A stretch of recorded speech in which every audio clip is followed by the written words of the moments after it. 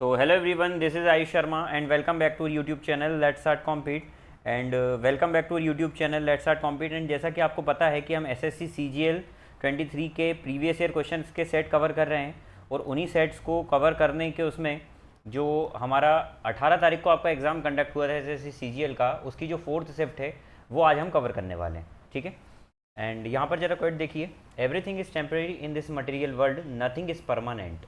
देखिए भाई, जो भी कुछ हो रहा है ना आपकी लाइफ में वो सब टेम्परेरी है, सब टेम्परेरी है। आप यदि जॉब की तैयारी कर रहे हैं ना तो जॉब भी एक टेम्परेरी है।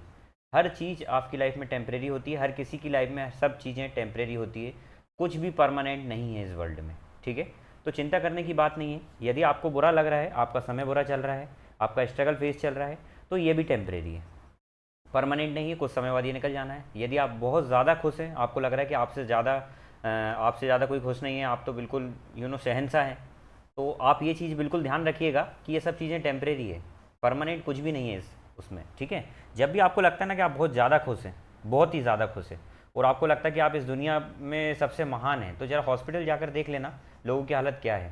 ठीक है, और जब आपको ऐसा लगता है, जब आप बहुत ज़्यादा दुखी हैं और आपको लगता है कि आपके पास कुछ नहीं है, तो ज़रा उन लोगों को जाकर देख लेना स्लम एरिया में, जो आपसे वर्स्ट कंडीशन में अपनी लाइफ को जी रहे हैं, है ना। तो बिल्कुल भी परेशान होने की ज़रूरत नहीं है। बढ़िया तरीके से आप पढ़ाई करिए, जो आपका प्रेजेंट चल रहा है, प्रेजेंट मोमेंट में मेहनत करिए, जो आपके सामने अभी है उस पर मेहनत करिए। ठीक है, क्योंकि हमारे हाथ में सिर्फ क्या है, कर्म है। हमारे हाथ में सिर्फ कर्म है और बाकी हमारे हाथ में कुछ नहीं है, रिजल्ट हमारे हाथ में बिल्कुल नहीं है। तो जो हमारे हाथ में नहीं है हमें उसकी चिंता करना ही नहीं है। ठीक है, चलिए तो हम आगे चलते हैं हमारी सीरीज़ में और हमारे क्वेश्चन से स्टार्ट करते हैं। प्रैक्टिस करना तो पेन कॉपी लेकर बैठ जाइए, और यदि आप हमारे चैनल पर पहली बार आए हैं ना भाई, तो चैनल को सब्सक्राइब जरूर करें। ठीक है, शेयर जरूर करें वीडियो को और बढ़िया तरीके से प्रैक्टिस करें। ठीक है, और बेल आइकन को दबाना बिल्कुल ना भूलें ताकि नोटिफिकेशन आपके घर तक आ जाए। ठीक है, चलिए देखते हैं पहला क्वेश्चन।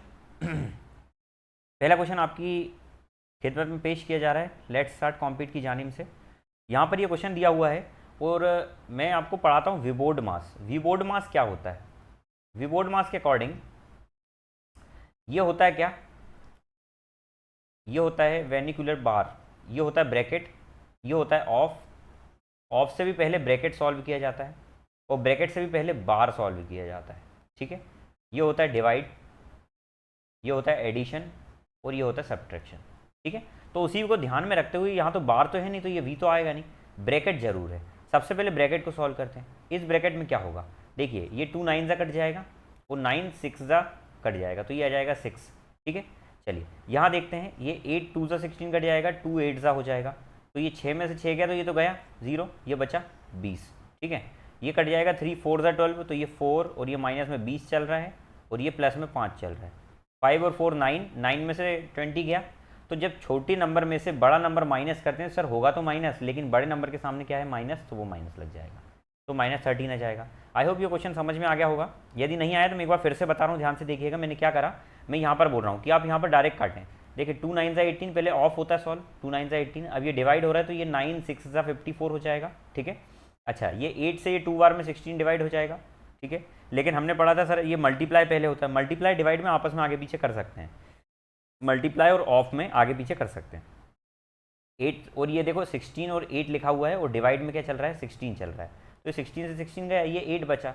ठीक है, लेकिन एक बात ध्यान रखिएगा कि यहाँ पर ये जो 6 आ रहा है ना आपका, ये 6 इस 6 से कट जाएगा। किस तरीके से कट जाएगा, 8 से ये कट जाएगा। ठीक है, चलिए तो उस हिसाब से हमने इसको सॉल्व कर दिया, तो आंसर आपका कितना आ गया, -13 आ गया। चलिए अगला क्वेश्चन देखें फटाफट। a plus B plus C ये दिया हुआ है, A square plus B square plus C square दिया हुआ है और ये पूछा गया है। ये एलजेब्रा का बड़ा इंपॉर्टेंट फॉर्मूला है, मैं यहाँ पर लिखवा देता हूँ कि जब भी आपसे पूछा जाए ना कि a माइनस बी का whole square plus B minus C का, पेन कॉपी लेकर बैठ जाए फटाफट लिख लेंगे। ठीक है, बी माइनस सी का whole square and C minus A का होल स्क्वायर, यदि ये दिया हुआ है तो इसका जो फॉर्मूला होता है वो क्या बनेगा, ध्यान से देखिएगा। आप क्या करें, thrice of a square plus B square plus C square करें और इसमें से माइनस कर देंगे किसको, a plus B plus C के होल स्क्वायर को। ये डायरेक्ट याद कर लें, ये आइडेंटिटी में डायरेक्ट याद कराता हूँ अपनी क्लास में। ठीक है, और लास्ट क्लास से मुझे एक स्टूडेंट ने कमेंट किया था कि उसको थर्ड क्वेश्चन समझ में नहीं आया। 18 तारीख का जो आपका लास्ट मैंने शिफ्ट बताई थी ना, फोर्थ शिफ्ट, थर्ड शिफ्ट बताई थी जो अच्छी थी, उसका थर्ड क्वेश्चन समझ में नहीं आया था, तो वो मैं इस वीडियो के लास्ट में लेने वाला हूँ। ठीक है, इस क्लास में ही लास्ट में वो क्वेश्चन समझाने वाला हूँ, तो वीडियो को लास्ट तक जरूर देखें। ठीक है, चलिए an amount become double in 8 years, एक अमाउंट है जो डबल हो जाता है 8 सालों में। ये क्वेश्चन हो गया ना सॉल्व, अभी ये सॉल्व नहीं कराया, इसको देखें। तो यहाँ पर ये फॉर्मूला लग रहा है, इस फॉर्मूले के अकॉर्डिंग यहाँ पर 3 आएगा, A square plus B square plus C square कितना दिया है 14 इंटू 14 हो जाएगा, और माइनस में कितना जाएगा ए प्लस बी प्लस सी का होल स्क्वायर मतलब 36 हो जाएगा।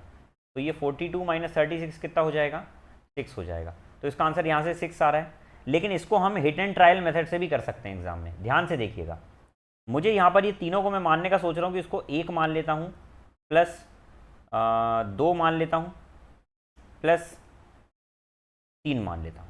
यदि मैं इसको 1 2 3 मान लूँ तो क्या मेरा काम बन रहा है, ये 6 तो सेटिस्फाई हो रहा है, क्या स्क्वायर सेटिस्फाई हो रहा है।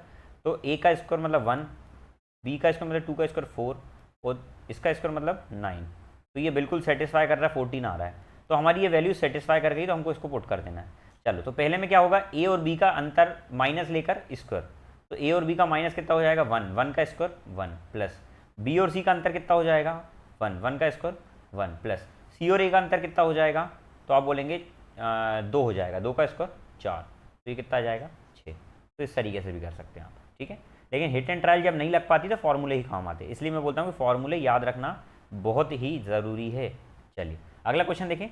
An amount become double in 8 years, एक अमाउंट है जो डबल हो जाता है 8 सालों में। डबल होने का मतलब 1 से 2 हो जाना। कितने सालों में हो रही है ये सर 8 ईयर में हो रहा है, 8 ईयर में हो रहा है, कोई बात नहीं। इन how many years would 25,000 become 1 lakh. अच्छा 25,000 1 लाख बनने का मतलब क्या मैं 4 गुना बोल सकता हूँ, मतलब ये राशि 4 गुना कितने सालों में हो जाएगी, यही मतलब है ना।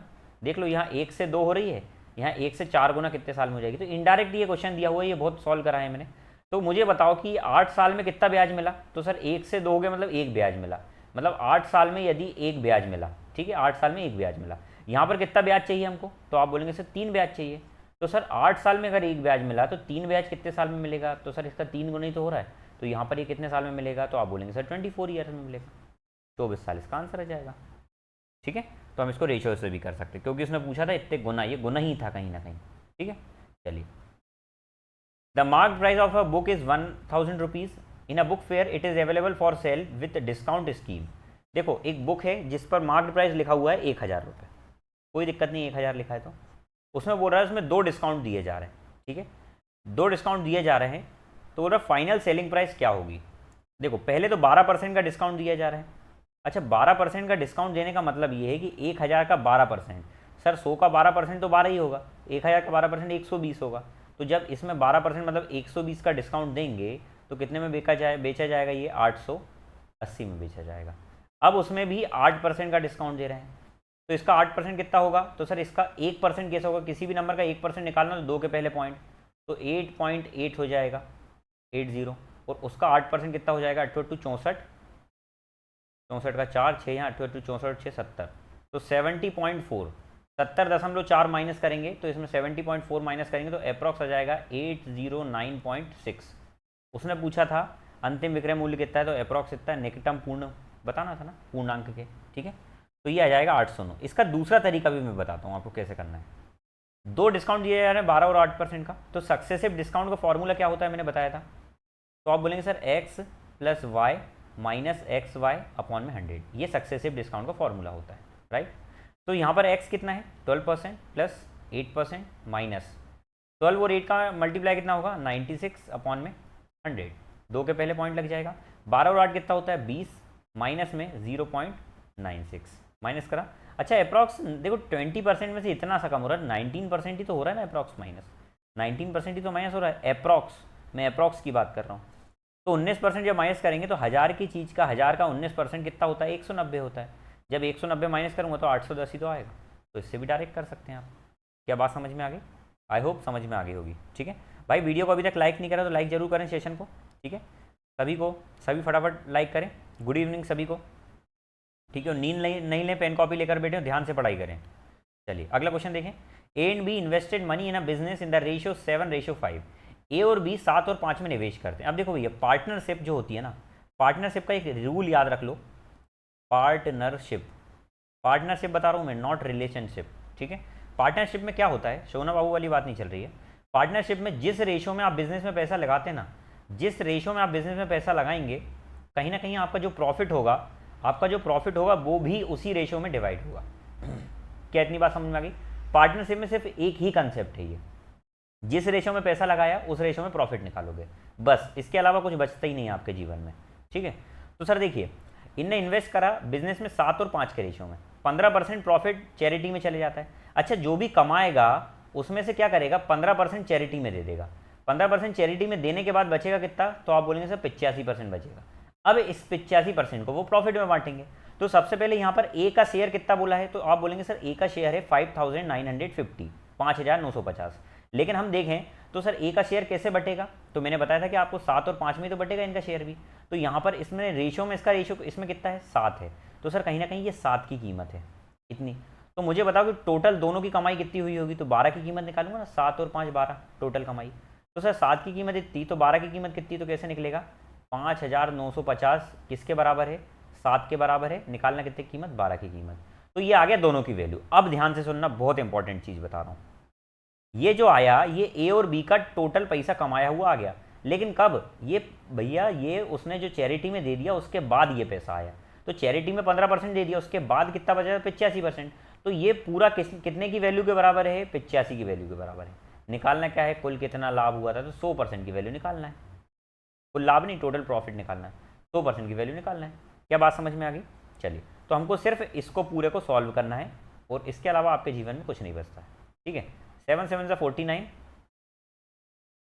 7 7 ज़ा 49, 7 8 ज़ा 56 कर देंगे ना, 7 5 ज़ा 35 और 0, ये 850 से ये 10 बार में कट जाएगा, तो ये आ जाएगा 12,000। 12,000 इसका आंसर आ जाएगा। अब इसको मैं एक स्टेप में करके बता रहा हूँ, ध्यान से देखिएगा जितने भी खलीफे हैं।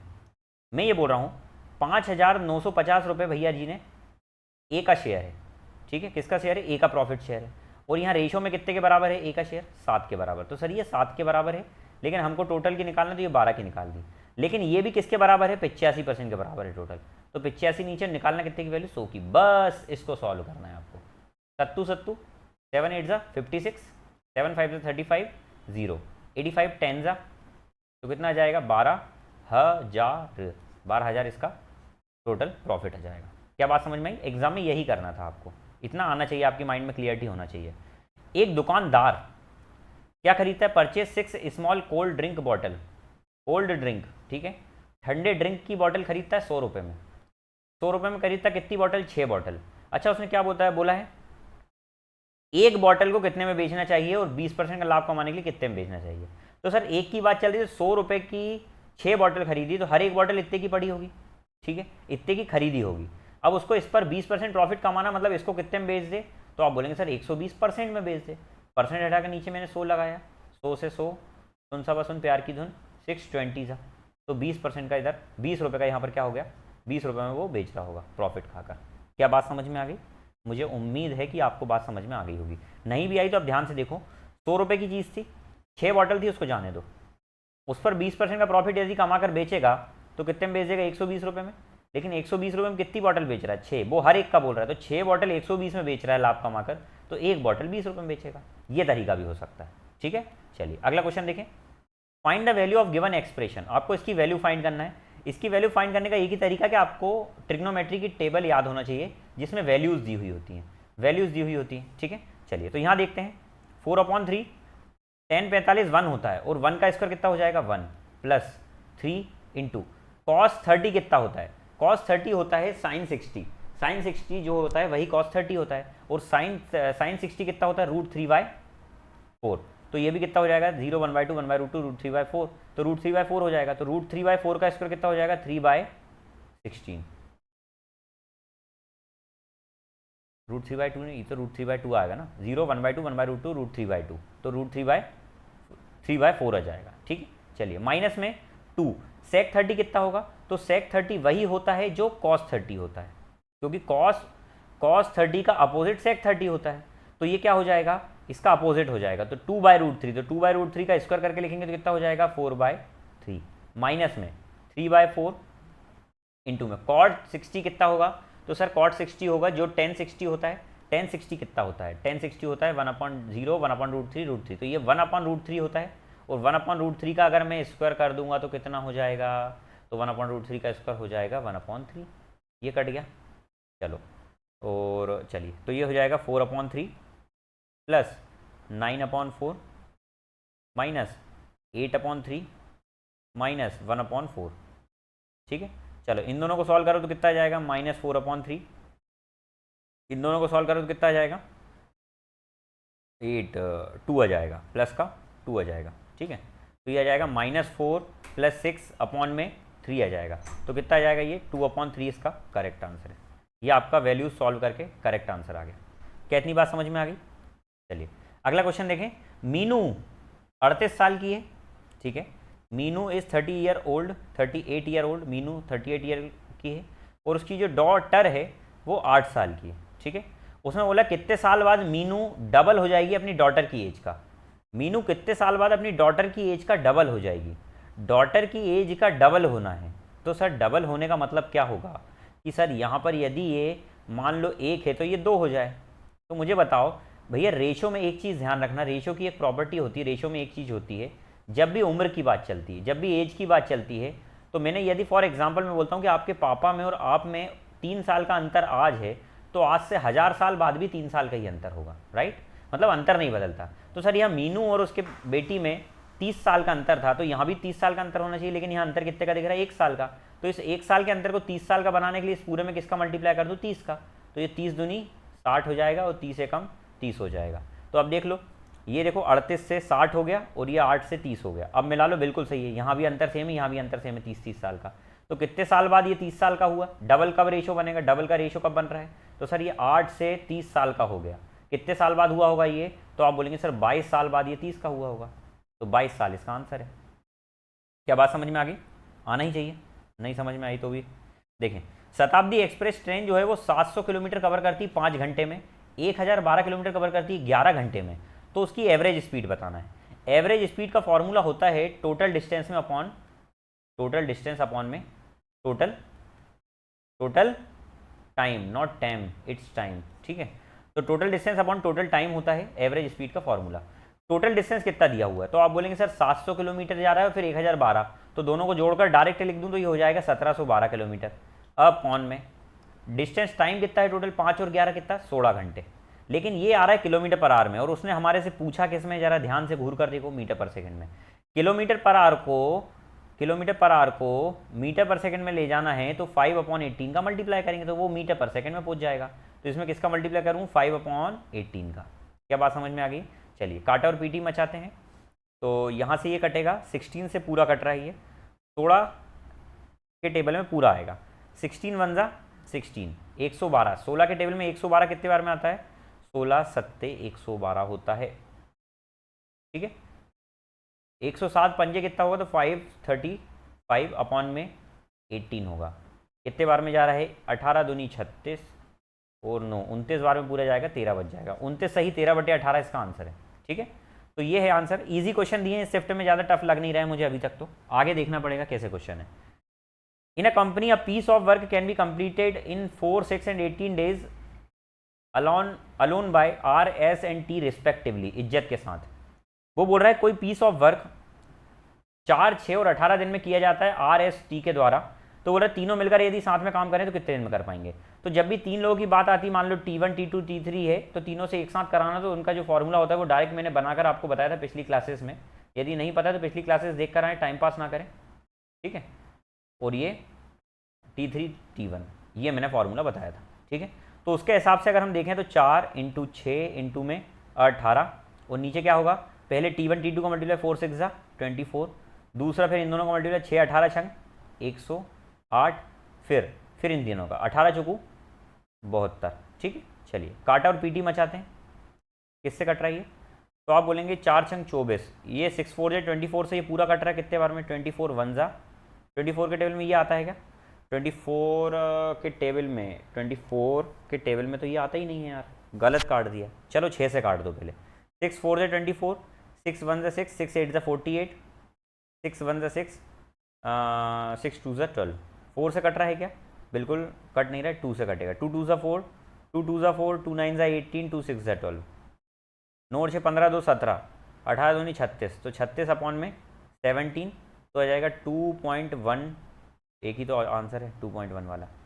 ठीक, चलिए 2.12 वाला एक ही आंसर है। अगला क्वेश्चन देखें। इन अ ट्राइंगल ABC, एक ट्राइंगल ABC में क्वेश्चन क्या है ये, कि आपको इसमें बताना ये क्या है। देखो सबसे पहले तो ध्यान से, ये होता है बराबर का साइन, जिसको हम सिमिलरिटी भी बोलते हैं। क्या बोलते हैं? सिमिलरिटी, ठीक है। लेकिन ये जब ऐसा लगा होता है तो इसको बोलते हैं कॉन्ग्रुएंसी, ठीक है। कॉन्ग्रुएंसी, कॉन्ग्रुएंसी मतलब होता है पूरा बराबर, और सिमिलरिटी का मतलब होता है दिखना, सिमिलर दिखना, ठीक है। चलिए अब ध्यान से देखिएगा, यहां पर बोला गया है कि एक ट्राइंगल है ए बी सी, इसको मिटा देता हूं, रब कर देता हूं। ये एक ट्राइंगल है ए बी सी, ये बना A for apple, B for ball, C for kit, A B और सी। और ये ए जो है वो 90 डिग्री है, और ए सी बोला है 5 है, बी सी बोला है 9 है। फिर एक ट्राइंगल है पी क्यू आर, जिसमें पी कितना है 90, क्यू और आर, ठीक है। पी क्यू कितना है, पी और क्यू कहाँ गया, पी क्यू। पी आर जो है वो 3 सेंटीमीटर है, क्यू आर जो है वो 8 सेंटीमीटर है। अब वो बोल रहा है कि ये कॉन्ग्रुएंस से इक्वल है या नहीं। तो सबसे पहली बात तो ये भैया कि यदि मैं इसको इक्वल बोलूँ तो इक्वल तो है नहीं, क्योंकि देखो हाइपोटेन्यूस ही अलग है। तो इक्वल वाला केस की अगर ये इक्वल बोल रहा है तो वो केस तो बिल्कुल गलत हो गया, कि इक्वल तो हो ही नहीं सकते, ये भी इक्वल बिल्कुल नहीं हो सकते। अब गलत वाले दोनों में से आंसर आ सकता है। लेकिन अब अपन चेक करते हैं सिमिलर है, कॉन्ग्रुएंस है या नहीं। कॉन्ग्रुएंसी कौन सी होती है, तो एक बात बताना मुझे, सिमिलरिटी कौन सी होती है। तो एक राइट एंगल हाइपोटेनियस साइड करके एक सिमिलरिटी होती है। राइट एंगल हाइपोटेनियस साइड मतलब राइट एंगल होना चाहिए, दोनों एक एक एंगल, एक एक हाइपोटेनियस बराबर होना चाहिए। ऑब्वियसली हाइपोटेनियस तो एक ही होती है, तो हाइपोटेनियस बराबर होना चाहिए और एक एक साइड बराबर होना चाहिए। तो यहाँ पर जब हाइपोटेनियस ही बराबर नहीं है तो यहाँ सिमिलरिटी का केस लगेगा नहीं, आरएचएस सिमिलरिटी लगेगी नहीं। तो सर यहाँ पर ये वाला केस भी सही वाला भी गलत हो जाएगा। कौन सा वाला, ये वाला सिर्फ, ठीक है। तो ये दोनों ही नहीं है, ये दोनों ही नहीं है, तो ये सेकंड केस इसका आंसर आ जाएगा। क्या बात समझ में आ गई, ये दोनों ही नहीं है, ये वाला आंसर आ जाएगा, ठीक है। चलिए अगला क्वेश्चन देखें। The following diagram shown rainfall over 2 years, which of the following shown highest percentage change. किसमें सबसे ज़्यादा परसेंटेज चेंज हो रहा है। यहाँ पर देखो कितना बढ़ रहा है, ये है 35 से ये कितना बढ़ रहा है 55। तो 35 से 55 बढ़ना मतलब कितना बढ़ेगा, तो सर आप बोलेंगे 35 से 20 बढ़ जाना, 35 से 20 बढ़ जाना, ठीक है। दूसरा देखो यहाँ पर है सर ये 25 से कितना हो जा रहा है 45, तो सर ये 25 से 45 होना मतलब 25 पर 20 बढ़ना, ठीक है। ये कितना हो रहा है देखो 45 से 75 हो जाना, तो सर 45 पर ये 30 बढ़ रहा है, ठीक है। ये कितना हो रहा है देखो, तो आप बोलेंगे सर ये हो रहा है 20 से 35 मतलब 20 पर कितना बढ़ जाना 15 बढ़ जाना। अच्छा ये कितना हो रहा है, तो आप बोलेंगे सर ये 15 से 25 हो रहा है, मतलब सर 15 से 25 होने का मतलब 15 पर 10 बढ़ जाना। अच्छा ये देखो, तो आप बोलेंगे सर ये 35 से 55 हो रहा है, मतलब 35 से मतलब 20 बढ़ जाना। तो सर ये दोनों तो सेम सेम दिख रहे हैं, देखो ये दोनों सेम दिख रहे हैं, तो इन दोनों में से कोई एक तो बड़ा हो ही नहीं सकता, क्योंकि दो चीज़ सेम है, ठीक है। तो ये तो कट ही आएंगे। हाईएस्ट पूछा ना, देखो हाईएस्ट, तो हाईएस्ट तो कोई एक होता है, ये दोनों सेम है तो ये तो हाईएस्ट हो ही नहीं सकते। क्या बात समझ में आ गई। चलिए समझ में आनी चाहिए बात। उसके बाद यदि मैं इसमें 3 का मल्टीप्लाई कर दूँ तो ये भी नीचे 45, ये भी 30 बन जाएगा, तो ये हो गया 30/45, 30/45। तो सर 30 ये हो गया 30/45, ये 30/45, ये दोनों भी सेम है, तो ये दोनों भी आंसर नहीं हो सकते। क्या बात समझ में आ रही। अब बच रहा है मार्च और बच रहा है क्या सितंबर। मार्च और सितंबर, मार्च और जुलाई बच रहा है। अच्छा देखो मार्च और जुलाई बच रहा है, जुलाई तो ऑप्शन में है ही नहीं, जुलाई तो ऑप्शन में है ही नहीं, तो सिर्फ मार्च बचा हुआ आंसर है।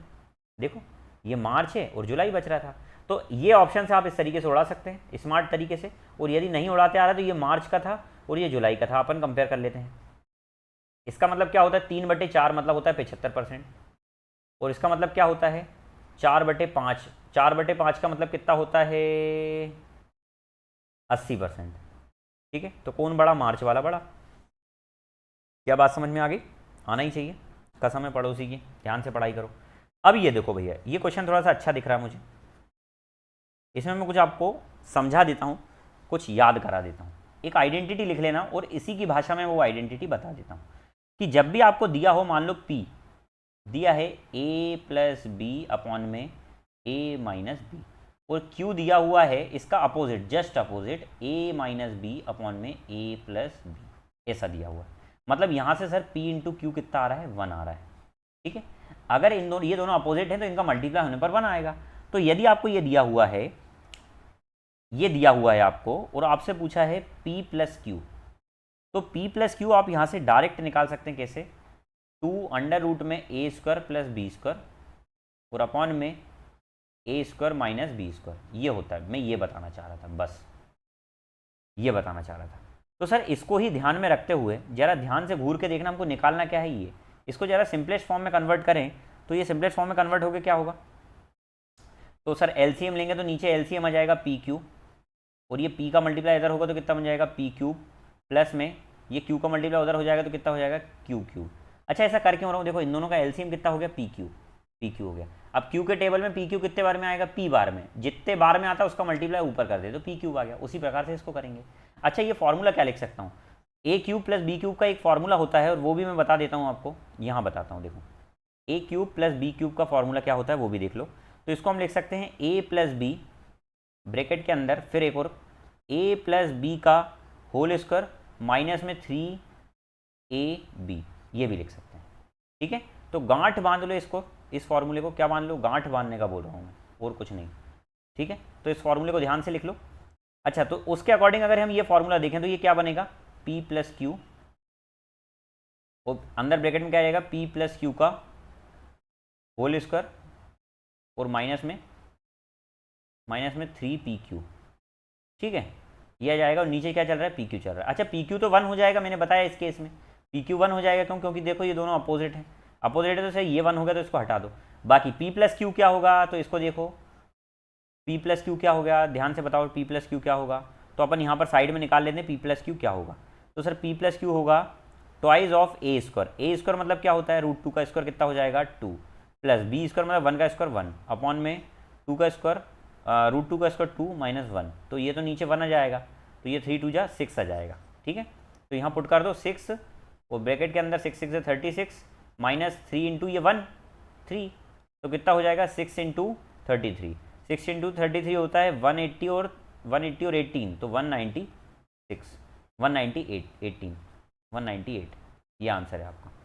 ठीक है, चलिए तो आई होप आपको फॉर्मूले समझ में आ गए होंगे। एक ये इंपॉर्टेंट फार्मूला है, एक ये इंपॉर्टेंट फार्मूला है, एक ये इंपॉर्टेंट कंसेप्ट है, तो ये तीनों चीज़ें मैंने बता दी, फटाफट लिख लो। ठीक है, चलिए आगे चलते हैं।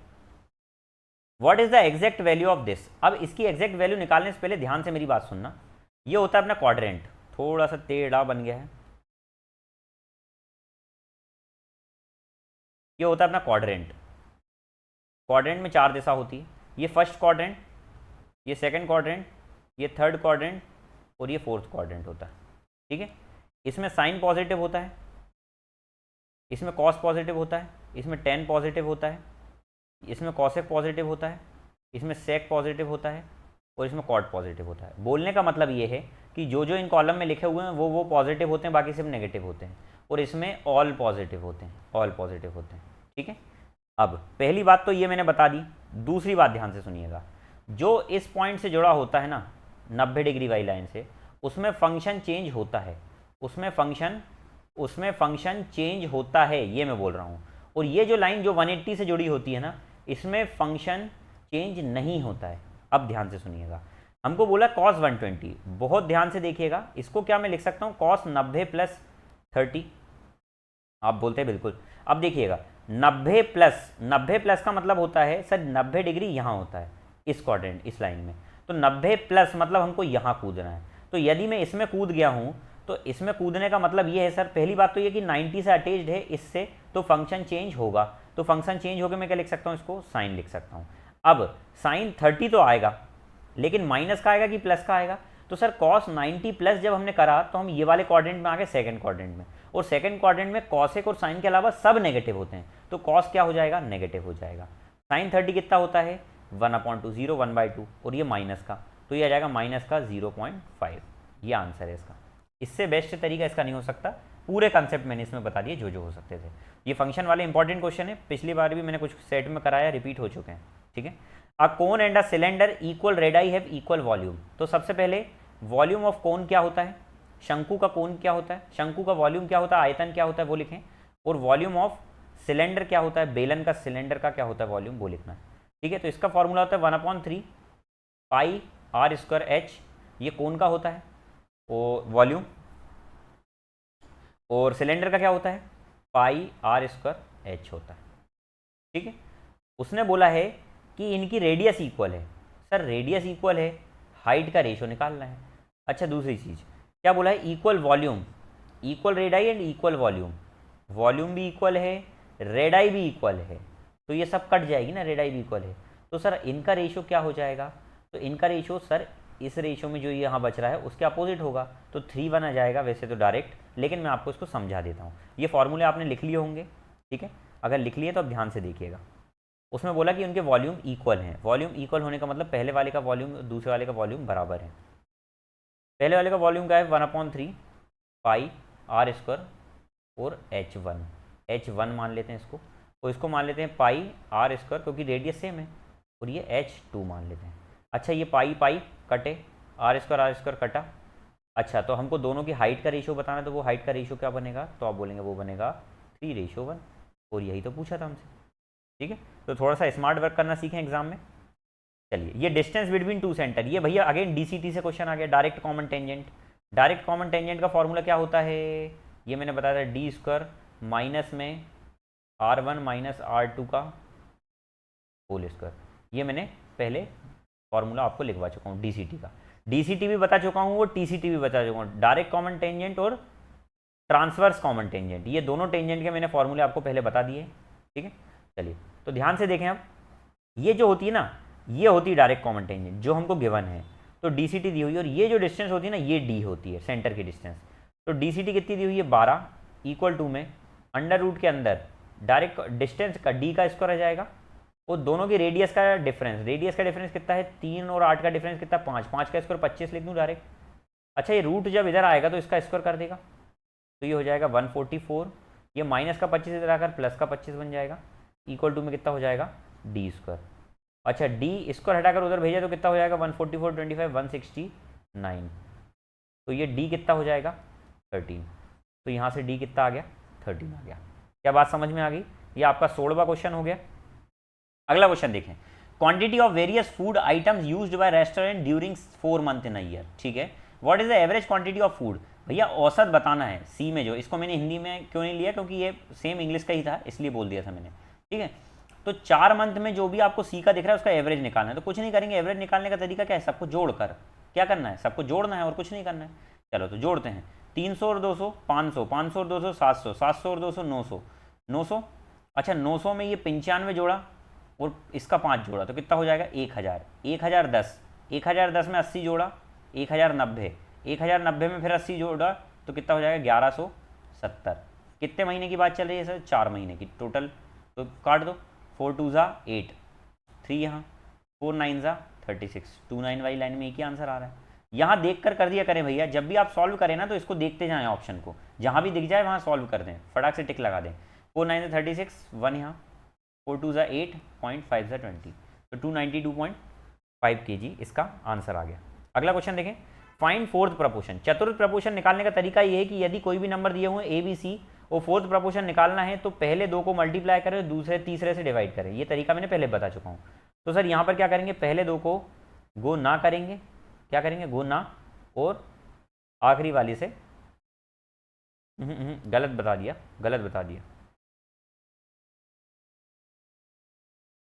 काटो इसको, इरेज। मैंने ये बोला था कि यदि 4 नंबर दिए हुए हैं ए बी सी और डी, तो ये फोर्थ प्रपोर्शन निकालना है, तो ये आखिरी वालों को गुना करें और पहले वाले से डिवाइड कर दें। तो उसी प्रकार से आखिरी वाले 2 को गुना करें, 192 इंटू में 216, और पहले से डिवाइड कर दें 144 से, ठीक है। चलो ये 12 से कट रहा है, 12 12 ज़ा 144 होता है, 12 1 ज़ा 12, 12 6 ज़ा 72, ठीक है। चलो क्या ये 12 से कट रहा है, 12 1 ज़ा 12, 12 1 ज़ा 12, 12 8 ज़ा 96, 16 18 से कितना होता है, तो 18 18 6 ज़ा 108 होगा, और 180 और 108 288 इसका आंसर आ जाएगा। ये फोर्थ प्रपोर्शन है। एक ये तरीका भी है, और डायरेक्ट ऐसे भी देख सकते हैं आप, ठीक है, परेशान ना हो, डायरेक्ट एक और तरीका देख लें, जिस रेशो में ये होंगे उसी रेशो में इसके आगे वाला ये भी होगा। तो सर ये कितना 12 16 से कट रहा है क्या, 16 1 ज़ा 16, 16 3 48, 16 9 ज़ा, ये 16 9 ज़ा कट रहा है, और ये 16 1 ज़ा 16, 16 2 ज़ा 32, 3 3 ज़ा 9, 3 4 ज़ा 12, ये 3 और 4 के रेशो में बन रहा है, तो ये भी 3 और 4 के रेशो में बढ़ेगा। तो 3 कितने गुना है, 72 गुना, तो ये भी 72 गुना होगा, ये भी 72 गुना होगा, तो किसका 4 का 72 गुना कितना हो जाएगा, 288। तो ऐसे भी कर सकते हैं, ठीक है। चलिए अगला प्रश्न देखें देवियों और सज्जनों, सबसे पहले ब्रैकेट को छेड़ें, बाकी किसी को छेड़ने का मन नहीं करना चाहिए आपका, ठीक है। चलिए देखें तो ब्रैकेट को छेड़ते हैं, 5 2 ज़ा 10, 10 और 3 13, 13 अपॉन में 5 प्लस 10 2 ज़ा 20 और 3 23 अपॉन में 10। मैं क्या करता हूँ, जब भी ऐसा होता है ना तो मैं इनके नीचे वाले को सेम कर लेता हूँ। यहाँ 2 का मल्टीप्लाई करूँगा 10 हो जाएगा, और यहाँ 2 का करूँगा तो 26 हो जाएगा।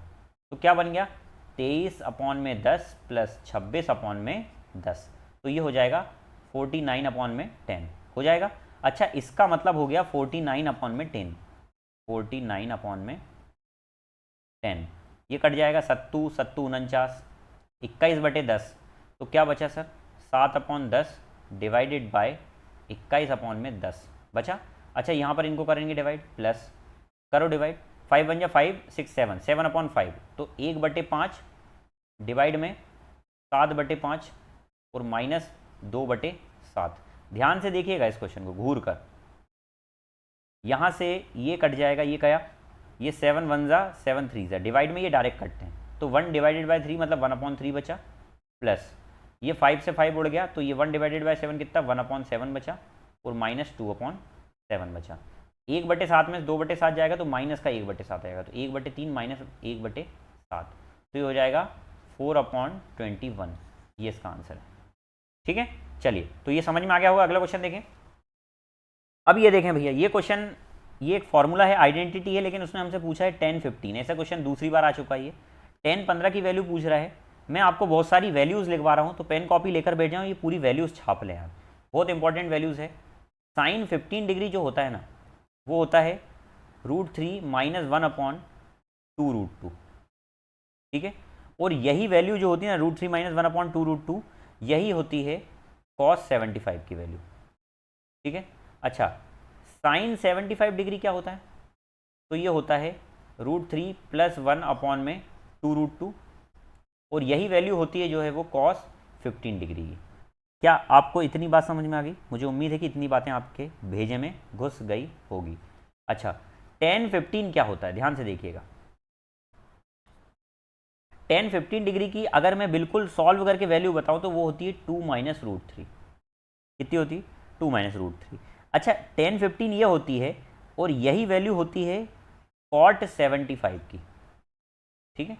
चलिए, उसके बाद tan 75 की वैल्यू क्या होती है, तो tan 75 की डिग्री की जो वैल्यू होती है वो होती है 2 + √3, और यही वैल्यू होती है cot 15 डिग्री की। अब देखो, इसको याद करने का तरीका मैं बताता हूँ कैसे क्लास में, ध्यान से देखिएगा।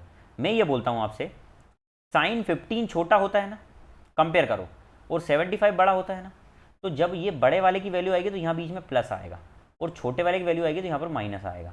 बस ये चीज़ याद रख ली ना, तो ये √3 + 1/2√2 यही कॉस होता है, और यही cos 15 होता है, ठीक है।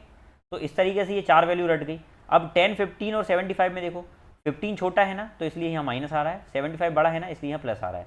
तो बस एक याद रख लो, 2 - √3, ये अपोजिट उसका याद हो जाएगा, और जो 15 है वही 75 होता है।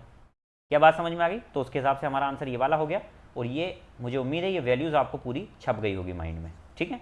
चलिए, अगला क्वेश्चन देखें। Suresh and Anil are working on a special project.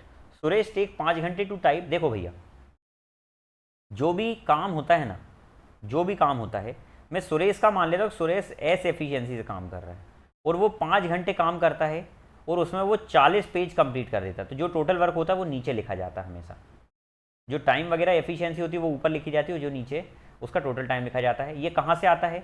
ये रेशो से आता है। इसका पूरा मैं बेसिक बताऊंगा जब चैप्टर पढ़ाऊंगा तब। Anil needs 6 our. अनिल 6 घंटे काम करता है, और उसमें वो 32 पेज टाइप कर देता है। अब वो बोल रहा है how much time will it take. अच्छा, यही सेम काम को करने के लिए यदि 110 पेज टाइप करना है असाइनमेंट में, तो दोनों मिलकर, दोनों कर रहे हैं भैया अलग अलग काम, तो दोनों मिलकर कितने घंटे तक काम करेंगे? तो मैंने मान लिया x घंटे तक काम करेंगे, ठीक है। सॉरी, इन दोनों का यूज करके पहले एफिशिएंसी निकालते हैं अपन, ठीक है। एस और ए की, 5 8 ज़ा 40, 8 4 ज़ा 32, 2 2 ज़ा 2 3 ज़ा। तो यहाँ से एस और ए की जो एफिशिएंसी आ जाएगी वो क्या आ जाएगी? 3:2 आ जाएगी, ठीक है। चलो पुट कर देते हैं। यहाँ ए की जगह कितना 2 पुट करना, तो यहाँ करो पुट, 2 × 6 अपॉन में 32, और इक्वल टू में कितना आ जाएगा, एस प्लस ये कितना हो जाएगा 5/110 इंटू एक्स। तो काट दो, 2 16 ज़ा 2 1 2 6 12, 2 3 ज़ा 6, 2 8 ज़ा 16, और ये कट जाएगा कितने बार में, 22 बार में, 5 दूनी 10, 5 दूनी 10, 2 11 ज़ा 2 4 ज़ा, तो ये आ जाएगा x की वैल्यू आ जाएगी 33/4। 33/4 को हम क्या बोल सकते हैं, 8 सही 1/4। तो सर ये x क्या घंटे में तो आ रहा होगा ना, तो 8 घंटे 1/4 को क्या लिख सकता हूँ, तो सर ये मिनट में ले जाऊँ तो सर 8 घंटे तो पूरे, और 1/4 मतलब 1 घंटे का चौथाई हिस्सा कौन सा होता है, 15 मिनट, तो 8 घंटे 15 मिनट इसका आंसर आ जाएगा। ठीक है, चलिए अगला क्वेश्चन देखें। A thief is spotted by a policeman at a distance of 210। Thief जो है वो 210 मीटर की दूरी से इसको ताड़ रहा है, किसको, पुलिस वाले को, और जैसे पुलिस वाले ने इसके पीछे लगना शुरू करा ना तो थीफ भी भागने लगा। यदि थीफ की स्पीड 25 है और पुलिसमैन की स्पीड 32 है, तो भैया ये क्वेश्चन मैं बहुत सारे करा चुका हूँ, ठीक है, 210 मीटर की दूरी तय करना है, स्पीड करना है, दोनों एक ही दिशा में जब जाते हैं ना तो रिलेटिव स्पीड क्या होती है, माइनस होती है, तो 25 और 32 का अंतर कितना हो जाएगा, रिलेटिव स्पीड 7, लेकिन इस स्पीड को हमको किस में कन्वर्ट करना है, किस में कन्वर्ट करना है, मीटर पर सेकंड में, तो किलोमीटर पर आवर को मीटर पर सेकंड में लाने के लिए क्या करते हैं, 5/18 का मल्टीप्लाई, नीचे 18 को हम ऊपर ले जाएंगे, ठीक है, 7 3 से 21 30, 5 6 जा, तो ये कितना आ जाएगा, तो 18 छंग 108 सेकंड आ जाएगा, 108 सेकंड तक ये भागेंगे दोनों, लेकिन बोल रहा थीफ कितना भागेगा, तो थीफ की स्पीड कितनी है 25, तो 25 की स्पीड से भाग रहा है थीफ, तो इतनी सेकंड तक 25 की स्पीड को हम किस में ले जाएंगे, 5/18 करके मीटर पर सेकंड में ले जाएंगे, 18 6 जा और 25 छंग कितना हो जाएगा 150, 25 छंग 150 हो जाएगा। लेकिन उसने क्या बोला था भैया, हाँ कहीं तो गलती हुई है, 25 5 जा, एक सेकेंड, 25 6 150 और 15 5 जा 75, 750, तो ये कितनी दूर भागेगा, 750 मीटर भागेगा, ठीक है। चलिए अगला प्रश्न, देवियों सज्जनों, सुधीर साइकिल्ड 8.5 किलोमीटर फॉर 4 घंटे। सुधीर 8.5 घंटे जाता है, 8.5 किलोमीटर पर घंटे की स्पीड से जाता है 4 घंटे के लिए ऑटो से, ठीक है, फिर वो 20 किलोमीटर प्रति घंटे की चाल से जाता है इस 1.5 घंटे के लिए, फिर वो 4 किलोमीटर प्रति घंटे की चाल से जाता है y घंटे के लिए। अब मुझे एक बात बताओ, वो बोल रहा है यदि ओवरऑल उसकी एवरेज स्पीड 10 है, कितनी है, 10 किलोमीटर पर आवर है।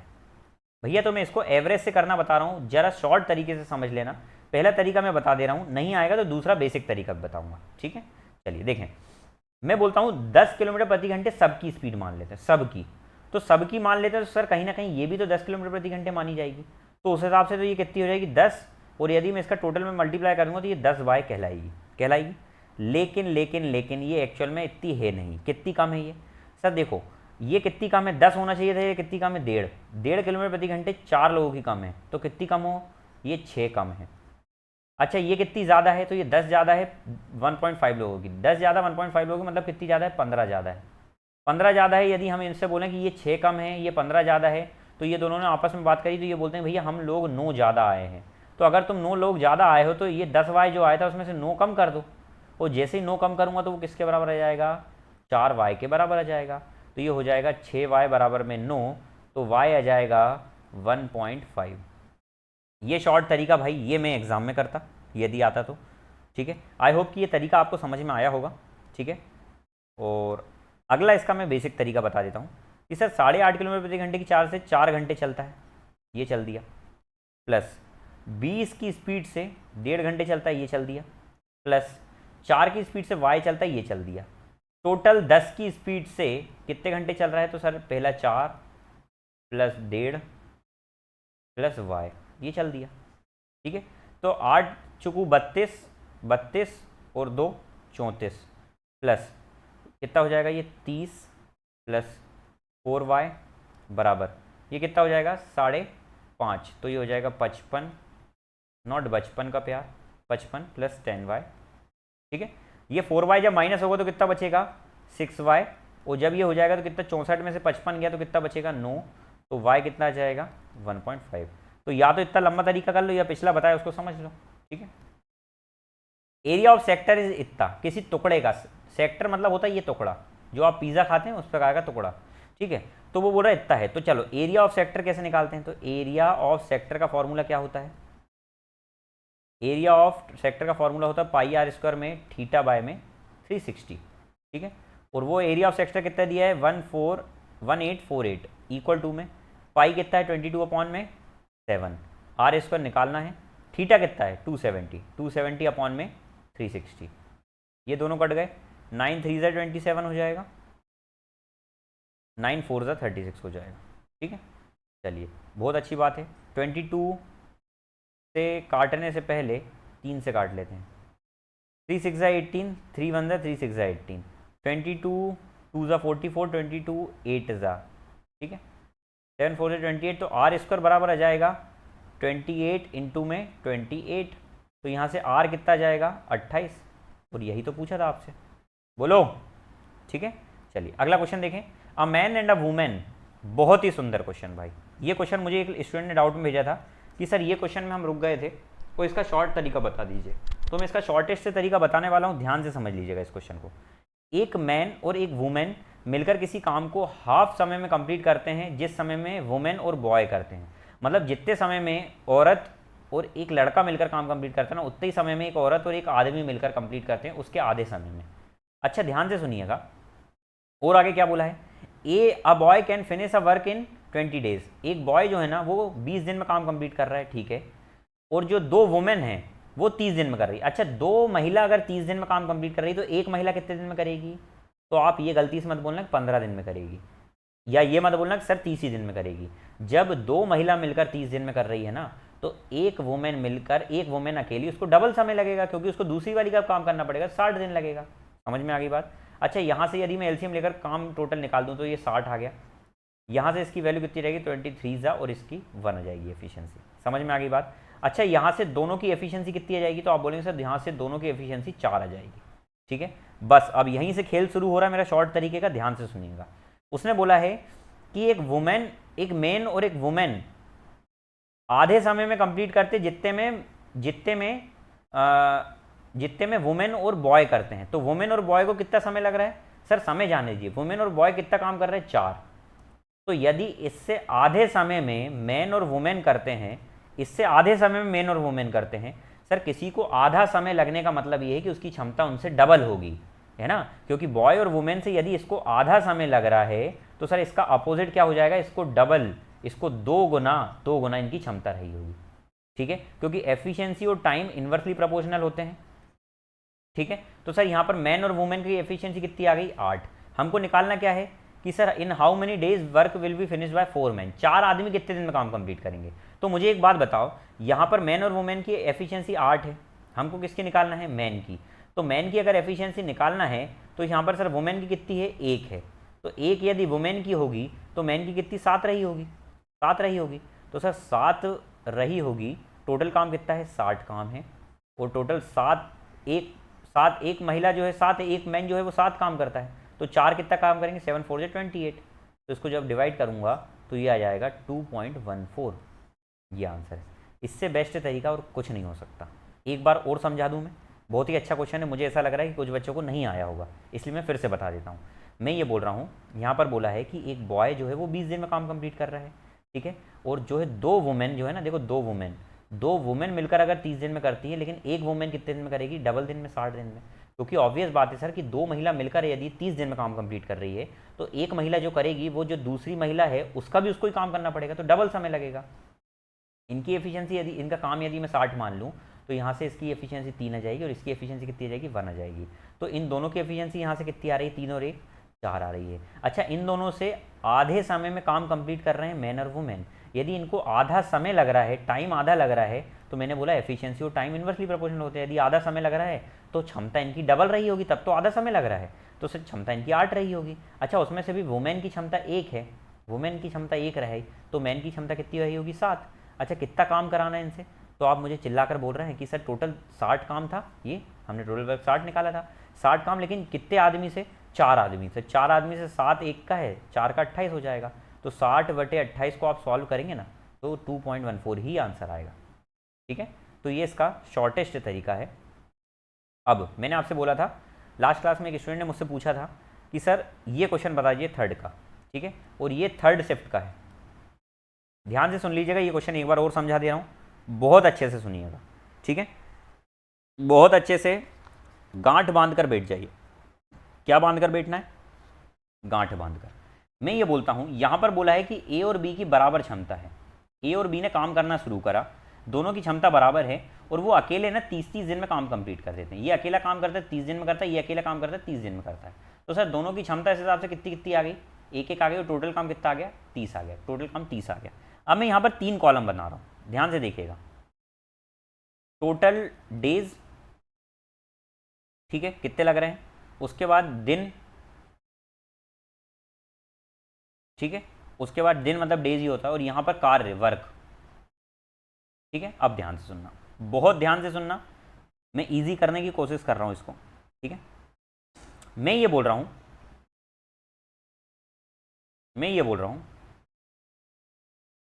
कि पहले इसने क्या बोला है कि वे दोनों साथ में काम करना शुरू करते हैं, टुगेदर, लेकिन ए जो है वो हर 4 दिन बाद काम छोड़ देता है, और फिर एक दिन के लिए काम छोड़ के फिर आ जाता है, हर चौथे दिन के बाद काम छोड़ देता है, मतलब 5वें दिन एब्सेंट रहेगा।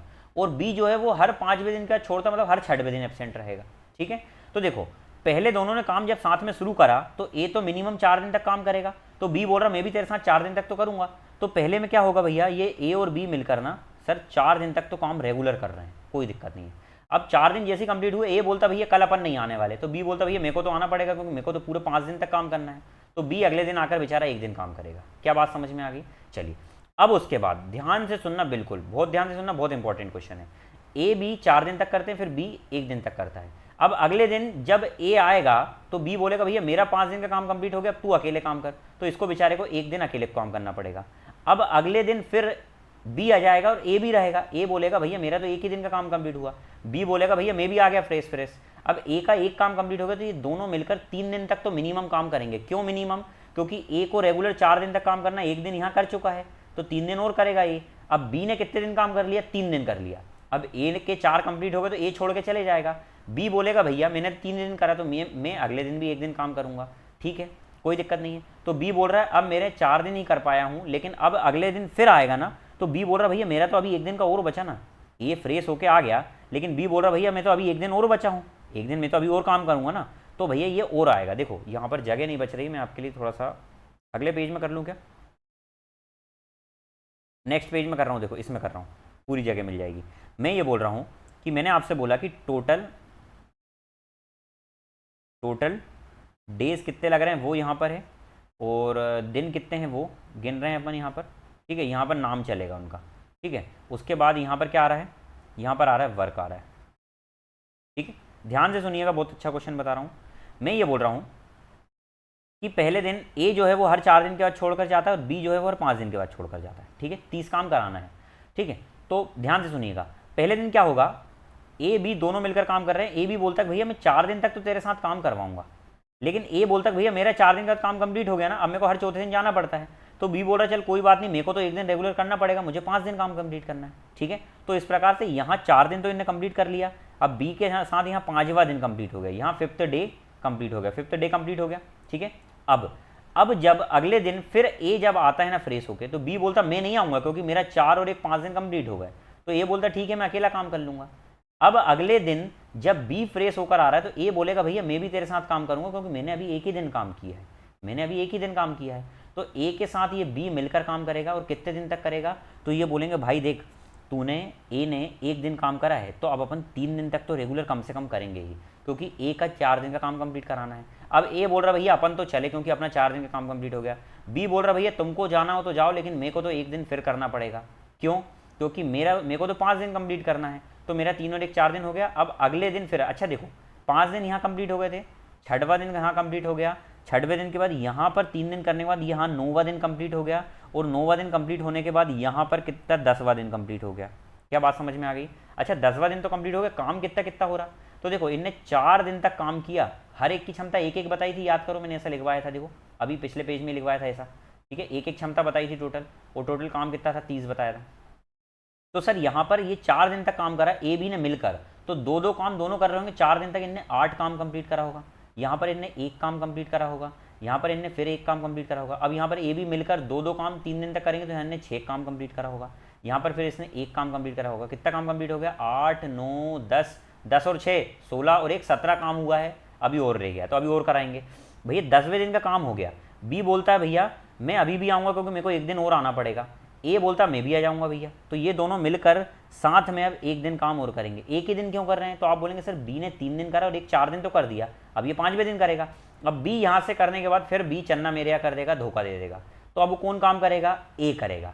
ए को क्यों करना है काम, क्योंकि सर ए ने अभी एक ही दिन काम करा है। तो ए बोल रहा मैं अकेले तो भैया एक दिन करना ही पड़ेगा, ठीक है। अब ए कर रहा था, ए के 2 ही दिन काम हुए, अगले दिन फिर ए तो करेगा ही, लेकिन बी उधर से कूद कर आ रहा है, मेरा आराम हो गया, मैं भी साथ में काम करूंगा तेरे। तो बी ये बोलता है भैया देखो कम से कम, ए से बोलता है देखो कम से कम कितने दिन काम करता है। तो ए बोलता है कि मैंने 2 दिन तो ऊपर कर चुका हूँ, मेरे को 2 दिन करना है, तू मेरे साथ 2 दिन काम करा। तो बी भी राजी हो गया कि ठीक है, जिसमें तू राजी वही हम करेंगे, ठीक है। चलो तो ये साथ में आ गया इसको काम। अभी देखते हैं काम कितना हो गया। तो सर ये एक दिन तक दोनों ने मिलकर काम किया तो 2 काम कंप्लीट कर दिया होगा। एक ने एक दिन तक काम किया तो 1 कर दिया होगा। 2 ने 2 दिन तक काम तो ये 4 कर दिया होगा। कितने हो गए काम, 8 9 10 6 16 और 1 17 18 19 20 और 4 24 काम कंप्लीट हो गए सर। 24 काम कंप्लीट हो गए हैं। 24 काम कंप्लीट हो गए तो डरने की कोई बात नहीं है। एक सेकेंड, हाँ 24 काम कंप्लीट हो गए तो कोई बात नहीं है। अब अगले दिन कौन आएगा सर, देखो बी, ए के काम ये 4 कंप्लीट हो गए तो बी सिंगल काम करेगा। बी सिंगल करेगा या नहीं करेगा, तो आप बोलेंगे बिल्कुल करेगा सर। कितने दिन तक करेगा मुझे ये बताना है आपको। एक सेकंड, यहाँ पर कहीं अपन ने मिस्टेक तो नहीं कर दी ना। ए बी ने 3 दिन तक काम किया, 1 दिन तक किया, ए बी ने फिर 1 दिन तक काम किया, बिल्कुल सही जा रहे हैं हम बिल्कुल सही जा रहे हैं। यहाँ पर ए ने 1 दिन काम किया, यहाँ 1 दिन काम किया, यहाँ 2 दिन करा, ए का काम कंप्लीट। अब बी बचा, बी बोलता मैं तो 1 ही दिन काम करूँगा, ठीक है। अच्छा ये 1 दिन में कितना काम कंप्लीट कर देगा, 1 कर देगा। अच्छा कितने दिन हो गए जरा देखना, यहाँ तक 10 दिन कंप्लीट हो गए थे, यहाँ 2 दिन करा तो यहाँ 12वां दिन कंप्लीट हो गया, यहाँ 12वां हो गया, यहाँ 13वां दिन कंप्लीट हुआ, 13वें के बाद यहाँ 12वां हो गया था, कहीं कंफ्यूज हो रहे हैं अपन। देखो यहाँ 4 दिन कंप्लीट हो गए, यहाँ 5वां दिन कंप्लीट हुआ, 6वां हुआ, 6वें के बाद यहाँ 3 दिन और मिल गए तो 9 दिन कंप्लीट हो गए। 9 दिन के बाद ये 10वां दिन कंप्लीट हुआ, 10वें दिन के बाद इनने एक ही दिन करा तो ये 11वां दिन कंप्लीट हुआ, यहाँ 12वां दिन कंप्लीट हुआ, वो 12वें के बाद फिर ये 2 दिन और करा तो यहाँ 14वां दिन कंप्लीट हुआ और यहाँ 15वां दिन कंप्लीट हुआ, ठीक है। 15वें दिन में यहाँ तक कितना काम कंप्लीट हो गया, 1 4 5 6 7 8 9, 9 और 6 15 और 1 16 17 और 8 25 काम हो गया। 17 और 8 25 काम कंप्लीट हो गया। फिर से मिला लो, 8 9 10 6 16 17 18 19 20 और 4 24 और 1 25 काम कंप्लीट हो गया। 5 काम और बच रहा है। अच्छा यहाँ तक देखो 15वां दिन हो गया, बी ने काम कर दिया ये। अच्छा कौन कौन ने काम कर चुका, देखो ए का यहाँ आराम हो रहा था, ए बोलता भैया अब मैं आ गया हूँ, तो हमने बोला ठीक है आजा भाई। ए आया, लेकिन बी आएगा क्या साथ में, देखो बी का कितना काम हुआ, 2 और 1 3 ही काम कंप्लीट हुआ। बी का अभी 2 दिन का काम बच रहा है और ए अभी आया, तो हम बोल रहे भैया तुम मिलकर 2 दिन तक तो काम कर ही सकते हो ना, तो बोलते बिल्कुल कर सकते हैं हम 2 दिन तक काम। तो ये 2 दिन तक और काम करेंगे, तो 2 दिन तक काम करेंगे तो यहाँ 15वां दिन हो गया था, तो यहाँ कितना कंप्लीट हो जाएगा 2 दिन में, 17 दिन कंप्लीट हो जाएंगे। और यहाँ और कितना काम बढ़ जाएगा, दोनों मिलकर 2 दिन तक काम करेंगे तो 4 काम और कंप्लीट कर देंगे। तो यहाँ तक 29 काम कंप्लीट हो गया। अब अगले दिन 18वें दिन और आएंगे और काम कंप्लीट कर देंगे। और इस प्रकार से हमारा जो आंसर है ना इसका 18 दिन आ रहा है। ये इस प्रकार से हमारा आंसर इसका 18 दिन आ रहा है। तो भाई इस क्वेश्चन को समझने की कोशिश करना, बहुत अच्छे से समझाया मैंने, पूरी जान लगा दी है ना। और एक बार और अगर आपको समझना है तो मैं एक बार और इसको समझाने की कोशिश कर देता हूँ क्लियर तरीके से लिखकर कि सर देखिए ध्यान से देख लें इस क्वेश्चन को एक बार और। मैं ये बोल रहा हूँ कि यहाँ पर पहले तो ए बी कर रहा है, तो ए बी जो है वो 4 दिन तक काम कंप्लीट कर रहा है, ठीक है। फिर ए चले जाएगा, बी अकेला 1 दिन तक काम कंप्लीट करेगा, बी का 5 दिन कंप्लीट हो गया, बी चले जाएगा, ए आएगा, ए को कोई नहीं मिलेगा, ए अकेला काम करेगा। लेकिन ए का भी 1 दिन का काम कंप्लीट हुआ और बी भी आराम करके आ गया है, तो अब ये ए और बी मिलकर 3 दिन तक काम कंप्लीट करेंगे। फिर उसके बाद बी 3 दिन तक काम कंप्लीट करेगा, तो ए का पूरा 4 दिन कंप्लीट हो गया, तो ए छोड़कर चला जाएगा, तो बी अकेला 1 दिन तक काम करेगा।